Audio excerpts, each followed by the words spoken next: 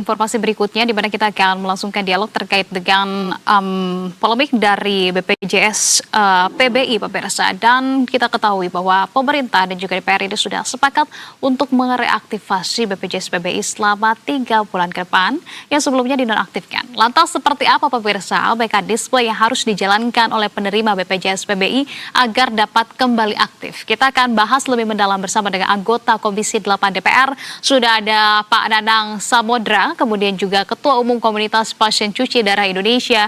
Sudah ada Bang Tony Samosir. Selamat malam waktu Indonesia, Bapak-Bapak sekalian. Selamat malam. Selamat malam. Baik. Terima kasih sudah bergabung di Berita Satu Utama. Mungkin saya langsung saja ini akan ke Pak Nanang terlebih dahulu ya, Pak Nanang. Pak Nanang, ini kalau kita lihat begitu ya, kemarin sudah disepakati oleh DPR, begitupun juga dengan pemerintah untuk 3 bulan ke depan BPJS PBI ini akan kembali dibayarkan oleh pemerintah. Mungkin dapat disampaikan lebih dulu sebagai awalan begitu ya, bagaimana hingga akhirnya kesepakatan itu ada? Apakah memang kita perlu ada kekisruhan lebih dulu kah?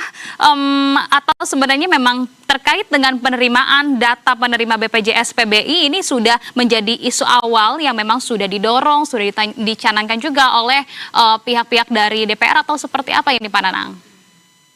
Jadi begini Mbak Anissa, untuk diketahui bahwa selama ini para penerima bantuan iuran itu adalah orang-orang yang dikategorikan miskin.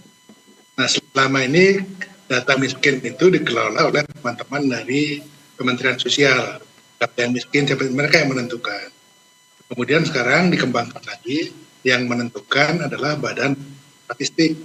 Mereka yang menggunakan desil 1, 2, dan seterusnya untuk menentukan kriteria miskin.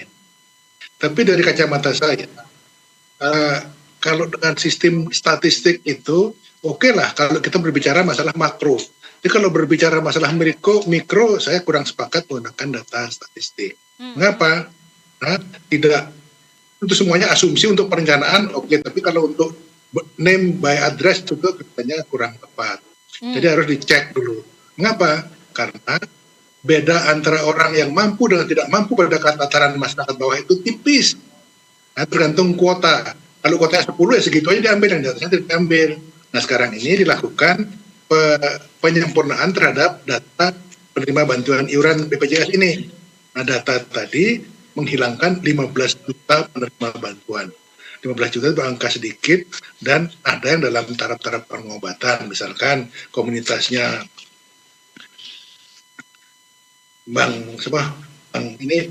komunitas pasien cuci darah.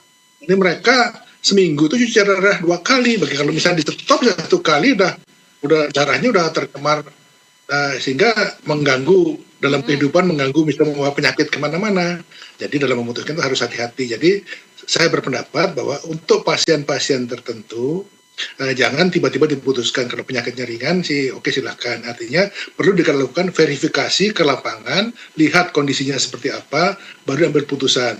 Karena pengalaman saya banyak saya temukan masyarakat pas dicek oleh dengan data-data yang model baru ini, petugasnya mereka juga bukan petugas benar, petugas outsourcing, yang artinya mereka yang penting asal sudah kerja sekian jam, sekian orang target, selesai. Nah, itu padahal hasil itu akan menentukan terhadap orang tadi. Contoh, seorang tua numpang di anaknya, numpang di menantunya, anaknya rumahnya ada plesternya, kemudian punya sepeda motor, dikategorikan ini sudah dianggap mampu. Nah, seperti itu juga harus hati-hati menentukan mampu tidaknya. Jadi saya mengusulkan agar verifikasi terhadap calon penerima bantuan memutuskan itu harus dicek secara benar-benar dan sepengetahuan dari RT atau lurah atau kepala desa atau kepala dusun setempat.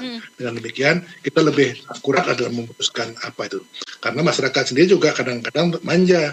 Artinya pokoknya kalau dapat bantuan dari pemerintah ambil semua. Kadang-kadang orang miskin pun juga ngakunya miskin.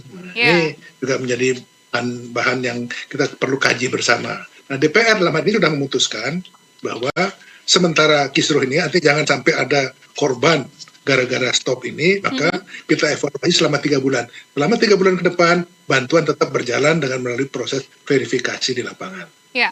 Oke, artinya memang verifikasi ini juga perlu untuk kemudian menjaga akurasi dan juga tepat sasaran begitu ya. Saya juga ingin tahu pendapatnya kalau dari komunitas cuci darah ini dari Bang Tony seperti apa sih sebetulnya respon komunitas pasien cuci darah terhadap keputusan pemerintah yang sudah mengembalikan untuk membayar iuran BPJS PBI selama 3 bulan ke depan. Ini kan sebetulnya untuk masa transisi begitu ya, agar kemudian juga masyarakat baik itu penerima PBI ini bisa melakukan reaktivasi. Apakah kebijakan ini dinilai sudah cukupkah bagi para pasien dan apakah BPJS PBI ini dapat langsung digunakan atau sejauh ini sampai dengan saat ini masih ada laporan yang masuk ke Anda dari komunitas begitu ya, jika BPJS PBI-nya masih belum aktif juga meskipun ada kebijakan ini dari pemerintah? Ya, sebenarnya begini ya, evaluasi kami sebenarnya kebijakan reaktivasi ini baik ya, tapi belum menyentuh akar masalah sebenarnya. Kenapa? Saat ini memang DTZ itu masih dominan melihat desil ekonomi begitu ya. Nah, ini masukan juga untuk Komisi 8. Padahal untuk penyakit katastrofik seperti gagal ginjal harus ada layer tambahan ya. Kerentanan medis kronis ini kalau tidak pasien yang paling bergantung pada negara justru paling mudah keluar dari sistem ya. Nah, untuk itu memang ya jangan ada lagi itu pasien kronis kehilangan akses karena administrasi. Negara harusnya itu kan memastikan pasien katastrofe itu otomatis terlindungi. Jangan integrasi data ekonomi dan medis serta aktivasi instan di fasilitas kesehatan. Dan kami tegaskan di sini, pasien yang dulu PBI lalu terpaksa membayar bandiri demi bisa hidup kan harus dikembalikan lagi ke PBI itu kan. Nanti akar masalahnya nggak selesai itu. Pak Nanang begitu kan. Nanti bulan depan mereka harus bagaimana begitu. Karena negara tidak boleh membiarkan pasien itu penyelamatan nyawa sendiri dulu lalu ditinggalkan. Gini contohnya, untuk pengalaman kami desil ini kan, misalnya saya penyakit gagal ginjal, ada orang lain yang tidak penyakit gagal ginjal, gaji mereka 2 juta, kan nggak adil baginya. Desil ekonomi kami sama di desil 6 atau 7 misalnya, padahal saya penyakit katastrofik. Nah, untuk harus ada pengukuran tambahan, yaitu adalah berdasarkan medis kronis begitu. Kalau dia sudah penyakit ginjal, ini kan penyakit terus-menerus. Seumur hidup sampai mereka mati begitu ya, meninggal dunia begitu karena penyakit ginjal, ya sudahlah masukkan ke PBI saja. Toh juga pasien ini tidak bisa kaya lagi. Setiap orang didiagnosis mengalami penyakit ginjal ya dan berujung pada cuci darah, dipastikan mereka akan rentan miskin. Lagian tidak ada orang kaya yang masuk kelas PBI, dia kaya masuk ke kelas PBI lalu menggunakan itu. Nggak ada itu. Yang ada itu mereka masyarakat yang rentan miskin. Untuk itu dievaluasi ulang begitu ya, untuk melakukan reaktivasi bagi ini loh, yang tadi PBI, mereka PBI dinonaktifkan oleh Kemensos, lalu mereka bayar mandiri, kita minta direaktivasi lagi lah ke PBI lah. Kalau enggak, nanti terjadi lagi keributan di bulan depan. Mereka nggak mampu untuk membayar BPJS-nya begitu ya, di kelas mandiri walaupun kelas 3. Bagi kami pasien gagal ginjal itu seminggu kan 2 hingga 3 kali ya cuci darah, masing-masing sesi itu 4 hingga 5 jam. Udah keluar habis transport kami dan beli obat-obatan yang tidak dijamin gitu loh, di luar out of pocket gitu BPJS Kesehatan. Ini kan memberatkan pasien. Ginjal itu sekitar 150.000 kok orang begitu. Yeah. Ketimbang nasibnya begini. Jadi bagi kami begini, penonaktifan ini jadi tidak ada kepastian hukum lagi bagi kami. Ketidakjelasan negara dalam melindungi masyarakat miskin begitu. Ya, yang terdampak pada penonaktifan PBI ini. Jadi kita minta tolong masuk ke akar masalahnya ya, masuk kepada pintu-pintu masyarakat begitu. Apakah mereka ditanyakan lagi? Jangan karena mereka punya sepeda motor, itu kan sepeda motor sisa-sisa mereka dulu berjaya ya. Sisa-sisa mereka dulu bekerja. Okay. Nah, pasien gagal ginjal kronik sudah tidak efektif lagi bekerja. Sudah tidak bisa lagi produktif gitu. Jadi kita minta dievaluasi begitu. Oke. Baik, itu pandangan dari komunitas pasien cuci darah. Begitu saya ingin tanggapannya dari Pak Nanang, bagaimana tadi disampaikan ini belum menyentuh akar masalah yang dialami oleh komunitas pasien cuci darah, khususnya begitu ya. Evaluasi yang tadi disampaikan, tanggapan dari Anda Komisi 8 seperti apa Pak Nanang? Saya sepakat dengan Bang Tony. Itulah yang selalu saya gaungkan selama ini, bahwa DTSEN ini tidak satu-satunya data yang paling valid. Jadi harus ada istilah nanti DTSEN plus, plus kesehatan, plus lain dan sebagainya. Sekarang ini terdapat 15 juta orang yang dikeluarkan dari PBI. Padahal kalau menurut Mas Bang Tony tadi, ada 150.000 diantaranya dari gagal ginjal. Ini yang akan kami perjuangkan nanti. Kalau penyakitnya kira-kira penyakit yang tidak berisiko tinggi seperti gagal ginjal dan sebagainya, mungkin ya bisa lah diberikan mungkin semacam bukan di stop, ya dikurangi PBI-nya. Tetapi kan untuk gagal ginjal saya setuju sepakat bahwa itu tidak boleh dikurangi walaupun dia desilnya desil tinggi. Artinya tetap, karena saya berpendapat bahwa batasan antara miskin dan non miskin itu tipis sekali di tingkat masyarakat kita. Mereka tinggal di satu lingkungan dan sebagainya, itu yang kaya itu cuma menonjol sedikit. Rata-rata hampir-hampir sama, untuk hidup aja susah. Kalau bisa hidup juga pas-pasan, ekonominya harus menyekolahkan anak dan sebagainya. Nah, itu yang perlu kita angkat, dan kita tidak bisa mengambil formula ekonomi untuk langsung diberlakukan semua untuk memutus bantuan PBI ini. Nah, itu yang saya sepakat dengan Mbak ini. Ya, nah tapi Pak Nanang, artinya terkait dengan evaluasi data sosial ini seharusnya diperbarui dalam jangka waktu ataupun durasi waktu berapa hari sekali ini, jika memang dari perekonomian pasien ini bergerak secepat yang disampaikan oleh Pak Tony tadi.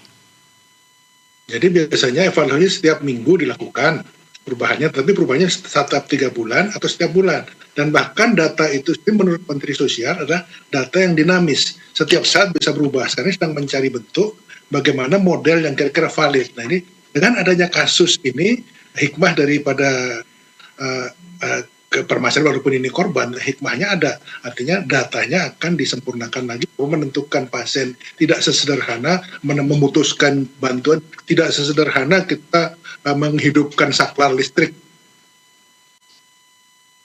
Oke, baik. Nah, kalau dari Pak Tony ini jika pemerintah mengatakan begitu ya, dalam kurun waktu 3 bulan ini akan memperbaiki tata kelola penerima BPJS PBI agar tepat sasaran. Lantas apa resiko paling fatal menurut Anda jika setelah 3 bulan ke depan persoalan data BPJS PBI ini kembali belum tuntas begitu ya? Menurut Anda apa yang akan fatal terjadi, Mas Tony?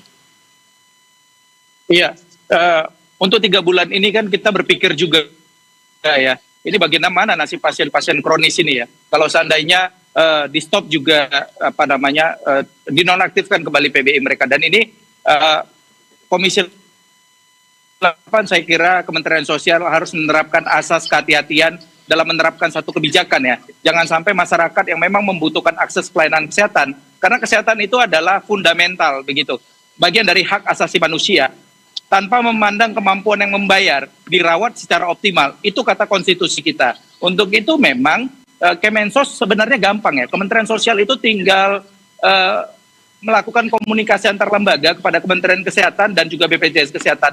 Tarik data mana pasien penyakit katastropik, mana penyakit kronis, mana penyakit pasien cuci darah. Setelahnya di-lock, dikunci. Sudah. Bila perlu, ya ditambahkan lagi PBI-nya untuk pasien-pasien kronis, dipermudah. Udah masukkan saja ke kelas PBI, karena bagaimanapun negara nggak rugi lah. Cuma berapa ratus ribu orang kok. Kita bernegara ini jangan terlalu pelit memperhitungkan untung rugi kepada masyarakatnya begitu, sehingga mereka terdampak. Bayangkan saja ya, mereka datang subuh-subuh di tanggal 1, mau niatan cuci darah, tiba-tiba nonaktif. Cuci darah ini kan nggak bisa ditunda. Kalau ditunda apa dampak klinisnya? Mereka mual, muntah, tekanan darah tinggi, sesak napas, hingga gagal jantung dan kematian. Ini kan sangat beresiko ya ketika akses pelayanan hak dasar, hak fundamental terkait dengan kesehatan itu diputus oleh negara. Makanya negara jangan membolak-balikan begitu. Artinya begini, kasus kemarin negara menerapkan pasien cuci darah ditunda dulu, administrasinya lebih didahulukan. Ya, jangan begitu. Harusnya cuci darah dulu yang dilakukan, tindakan penyelamatan nyawa dulu dilakukan, baru administrasinya menyusul begitu. Karena ini kan sifatnya life sustaining, ya, life sustaining, artinya berkelanjutan terus menerus, tidak ada hentinya. Makanya saya mengapresiasi Pak Danang, mohon diperjuangkan lah Pak Danang, kami yang pasien cuci darah ini, teman-teman saya, karena saya juga mantan pasien cuci darah, tahu betul kalau sehari saja kami terlambat cuci darah, risikonya berat di kami, berat sekali. Untuk itu bantu kami, ya, agar kejadian ini tidak terulang. Dulu tahun 2019, DPR Komisi 9 janji untuk akan menambah jumlah PBI bagian di sektor kesehatan gagal ginjal. Tapi kan ini terulang lagi. Ya, dinonaktifkan lagi. Jadi kasihan teman-teman, apalagi mereka di daerah, biaya transportnya mahal. Ya, untuk itu kami mendesaklah pemerintah agar berbenah diri, ya, lebih bekerja sama antar stakeholder agar masing-masing sejalan begitu. Baik. Demi masyarakat luas begitu. Nah, langsung saja Pak Nanang, kalau begitu apakah Komisi 8 akan mendorong untuk kemudian mengunci begitu ya dari pihak-pihak ataupun pasien dengan penyakit kronis sehingga bisa lebih tepat sasaran? Hal ini akan dievaluasi kembali kah? Ini tentu akan dievaluasi dan 3 bulan ini waktunya untuk mengevaluasi, dan insya Allah kami akan mengawal pasien-pasien yang usia yang katastrofik ini, kita kawal supaya mereka mendapatkan perhatian yang khusus dari BPJS. Tidak semata-mata pendekatan ekonomi, tetapi juga pendekatan medis. Itu yang sangat penting. Dan DPR mungkin baru tersadar karena ini bahwa desil tidak semata-mata dia hanya bisa digunakan untuk mengklasifikasi dengan sebatas tirai miskin dan kaya itu. Jadi in between miskin dan kaya itu adalah sesuatu yang harus ada macam koridor-koridor tertentu. Saya sepakat dengan Bang Tony bahwa ini harus kita perhatikan dan pemerintah harus kita. Nah, ini saya akan mengkomunikasikannya dengan Kementerian Sosial dalam waktu cepat, sedangkan dengan Kementerian Kesehatan, karena saya di Komisi 8, aksesnya biar nanti saya komunikasi dengan teman-teman yang ada di Komisi 9 untuk lebih menyuarakan ini agar mereka lebih mendapatkan perhatian. Nah, sedangkan dari segi keuangan, saya akan komunikasi dengan teman-teman di Komisi 11 bahwa tapi biasanya kalau keuangan sih kalau misalkan sudah ada kebijakan ada apa mereka sulit, dan saya merasa bahwa ini sudah menjadi atensi pimpinan DPR, bukan komisi saja. Saya yakin solusinya akan terbaik untuk masyarakat penderita katastrofik ini. Itu saja. Oke. Nah, tapi kalau kita lihat persoalannya begitu ya di hari pertama pada 1 Februari lalu begitu, apakah dari DPR pun melihat adanya persoalan koordinasi mungkin antara kementerian, baik itu dari Kemensos, BPJS Kesehatan maupun Kemenkes, karena kan kita lihat juga ada pasien-pasien yang kemudian dia sudah ke rumah sakit diarahkan ke BPJS, dari BPJS ke Dinsos, dari Dinsos diarahkan kembali ke rumah sakit. Sebetulnya koordinasi antara lintas kementerian ini seperti apa? Apakah melihat ada kelemahan juga di sana, Pak Nanang? Ya, kami melihatnya ada sesuatu yang harus kita sempurnakan. Sebagai contoh misalkan saling lempar. Kementerian Sosial yang ke rumah sakit tidak boleh menolak. Di sisi lain BPJS menyetop. Hal itu ada, artinya 3 ini dikumpulkan kemarin oleh pimpinan Dewan. Kemudian mereka menyepakati bahwa oke, kita tangani dalam 3 bulan. Sementara 3 bulan ini bebas kembali seperti awal. Dalam 3 bulan dievaluasi kembali bagaimana supaya lebih tertib, artinya dari 15 juta itu mana yang benar-benar memang membutuhkan kasus-kasus yang pasien kronis dan sebagainya. Kalau menurut Bang Tony tadi 150.000 itu kami catat dan itu yang akan digunakan sebagai landasan untuk mendiskusikannya dengan teman-teman di Kementerian Sosial, bahwa DTSN sendiri harus dimodifikasi lagi dengan menggunakan DTSN plus kesehatan, tidak semata ekonomi.